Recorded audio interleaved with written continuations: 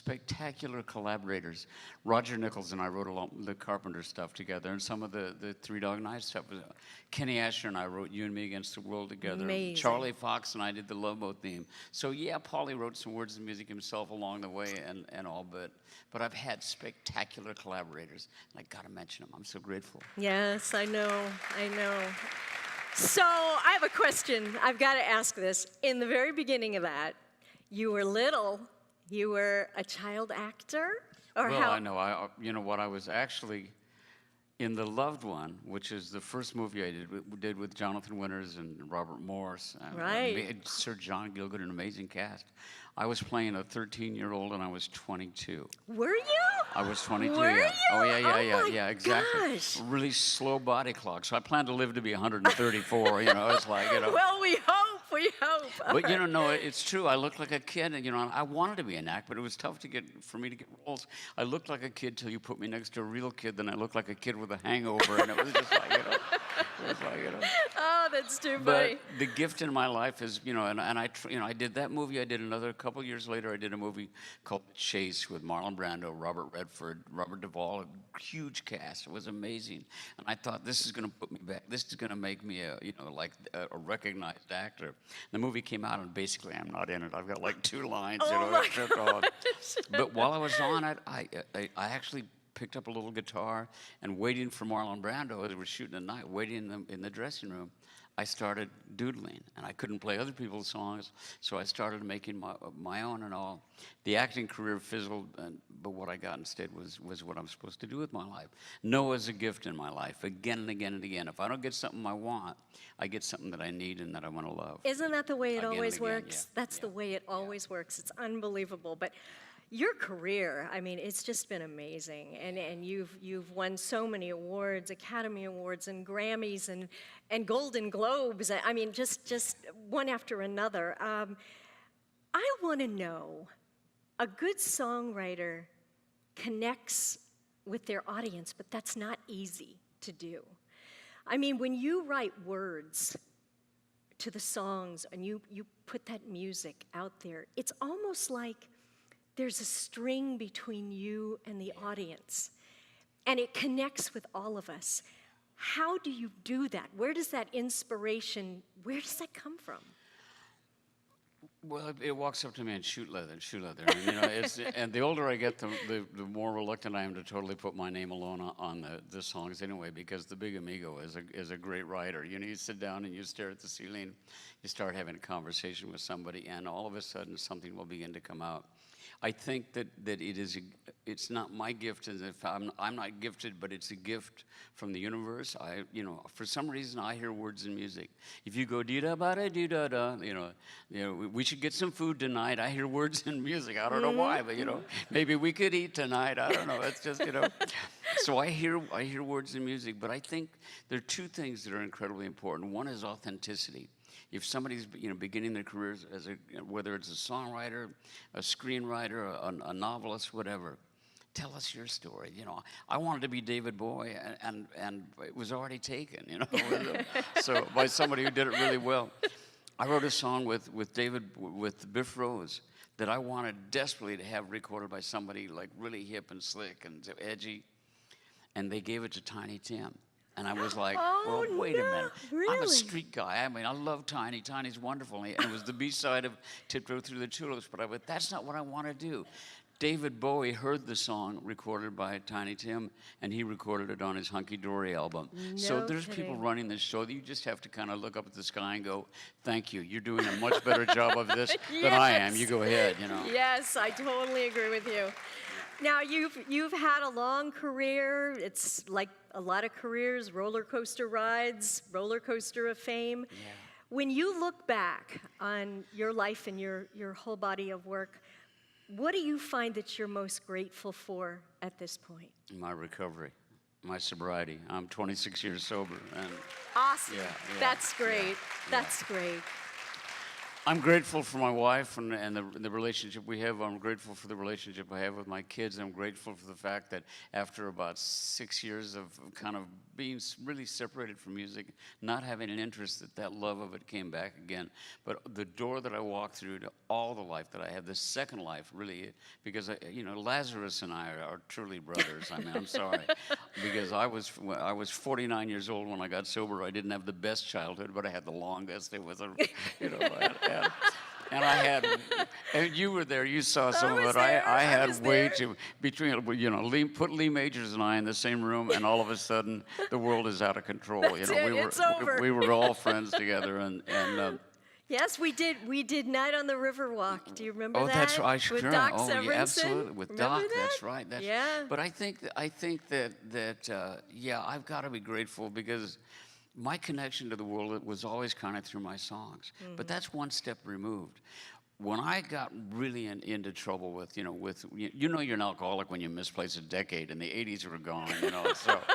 But when I really got into trouble, I hit my knees and I asked a lot of people I didn't know. I said, I need some help. For the first time, and there's an old, excuse the language, but there's an old expression, you can't save your ass and your face at the same time. And the fact is, I got into a place where what I did is I turned to people I didn't know and I said, I'm in trouble, and I went into rehab, and people came out of the woodwork in the recovering community and reached their hand out, and they said, we're here for you. And it's my family. It's a huge part of my life. And everything that I have today, I give back to the people who came before me, who got sober, and instead of walking around and doing their lives, they stayed active in the recovering community, and they were there for me. And I hope, dear God, that I'll always be there for any alcoholic that needs to talk to somebody. That's amazing. That's amazing. So today, what are you passionate about today? Well, I'm passionate about my recovery, obviously, and I speak a lot. I went to UCLA when I got sober, and it's interesting. The two things that happened right after I got sober, one is I went to UCLA, and I got my certification as a drug and alcohol counselor, and the second thing I did was I was asked to write the songs for a movie about somebody who was having a spiritual awakening like me. His name was Scrooge, and it was the Muppet Christmas Carol for Disney. I wrote the songs for that, so that was the beginning of... tell me the question. Say that again. What were you? I was asking you about what are you passionate about now? Oh, right. Yeah. I'm back to it. I got busy doing my press release, and I missed the question. I'm passionate about recovery, of course. I'm deeply passionate about music creators' rights. For the last 8 years, I've been president and chairman of the board of the American Society of Composers, Authors, and Publishers, ASCAP. It's a huge honor. It's a huge honor and a big job right now.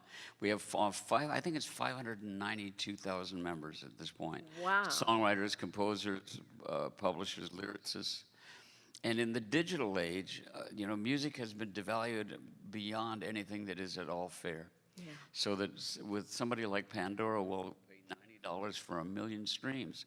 So we're spending a lot of time in Washington. We're dealing with the Department of Justice and the Hill and everything, trying to make sure that the kids coming up that are brilliant out there, that are writing songs today, writing music, and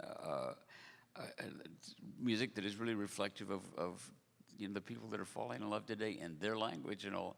They deserve to make a decent living with their music like I did. Put those royalty checks, and that's what ASCAP does. We license music and send those guys the checks. It translates into food on the table and gas in the car, and they deserve it. And God bless them. I'm going to do my best to make sure that they get properly paid. Well, thank you so much for that. I mean, these kids, they do need it, and the music industry though has changed so much. I mean, you expect it to evolve. Yeah. But it's changed over the years. I mean, I have trouble humming a song today, but yet your songs I can remember, and I can remember every word. It's just thank you. It's just an opinion, but I think that part of rap, which I believe is urban poetry, emerged out of the fact that there wasn't music in the schools.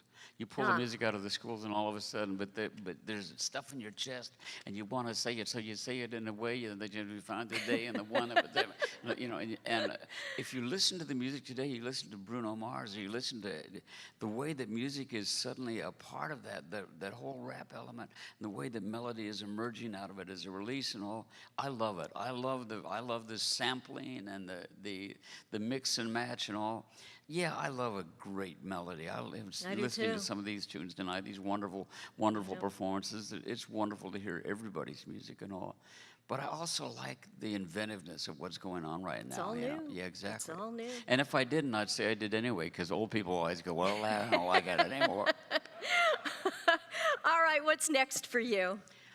Well, I just finished up on a musical with Guillermo del Toro and an amazing composer named Gustavo Santaolalla. We're doing Pan's Labyrinth for the stage as a stage musical. Fabulous.